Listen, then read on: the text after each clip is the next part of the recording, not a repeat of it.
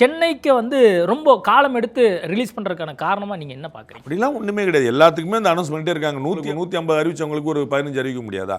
ஒன்று அறிவிச்சிட்டே இருப்பாங்க. இன்னும் ஏடிஎம்கே டிஎம்கே அறிவிக்கவே இல்லையே.